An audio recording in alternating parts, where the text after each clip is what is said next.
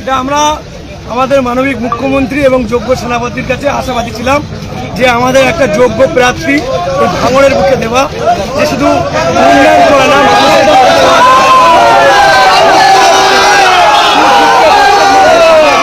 এমন একটা ব্যক্তি চেয়েছিলাম। আমাদের আশাপূর্ণ মনোনীত প্রার্থী আমাদের পেলাম, আমাদের মাননীয় সওগাত সাহেব।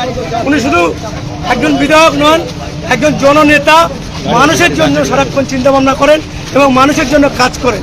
সর্বক্ষণ ভাঙড়ের জন্য আমাদের চিন্তা ধারণা করে এই ভাঙড়, এই জঙ্গল রাজ্য থেকে সাফ করেছেন। ওনাকে প্রার্থী দেওয়া আমরা মাননীয় মুখ্যমন্ত্রীকে এবং যোগ্য সেনাপতি অভিষেক বন্দ্যোপাধ্যায়কে অন্তঃস্থল থেকে ধন্যবাদ জ্ঞাপন করছি। ভাঙড়ের ছেলে বাহারুল ইসলাম ক্যানিং পূর্বের প্রার্থী হয়েছেন, কি বলবেন? এটা আমাদের আশাযোগ্য ছিল। যাই হোক, আমাদের মাননীয় মুখ্যমন্ত্রী এবং যোগ্য সেনাপতি আমাদের বাহারুল ইসলামকে, একজন ভাঙড়ের সন্তানকে ক্যানিংয়ে প্রার্থী দেওয়ার জন্য আমাদের মাননীয় মুখ্যমন্ত্রী এবং যোগ্য সেনাপতিকে অলরেডি দেয়াল লেখা কমপ্লিট আছে, শুধু নামটা লেখার অপেক্ষা ছিলাম।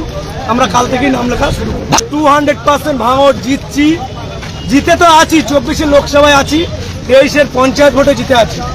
তারপরে এই 26 বিধানসভায় এই 42,500 ভোটটাকে কিভাবে লক্ষাধিক ভোটে জেতা যায়, সেই পরিকল্পনা, সেই আশা আকাঙ্ক্ষা নিয়ে আমরা মানুষের দরজায় দরজায় যাব এবং ইনশাআল্লাহ আমরা ভাঙড় থেকে লক্ষাধিক ভোটে জিতব।